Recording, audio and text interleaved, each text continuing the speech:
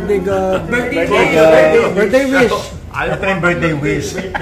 Wala, pag nag-birthday ka, nakakapagod. Makatawa, kaya tanong, ilang taong ka na? 41. Sabi.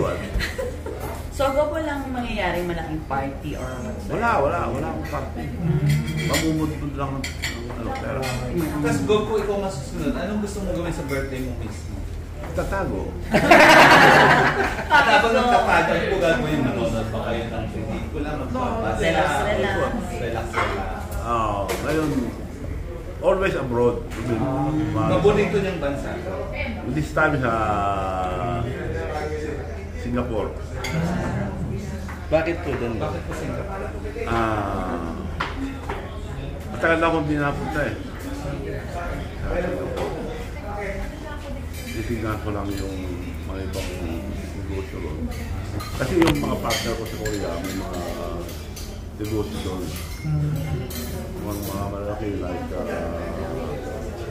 yung Daewoo, yung chairman, president, kaibigan ko before pa mapunta sa kanila yun. Ano po yung pinaka-best lesson niyo sa buhay? Well, ako naman palagi kong tinuturo sa mga anak ko na bawal kong sinungaling dahil kung masira, isa lang ilalagay nyo ng store yung credibility.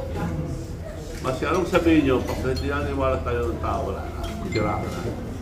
So, kung anong sabihin nyo, yun ang mukha nyo.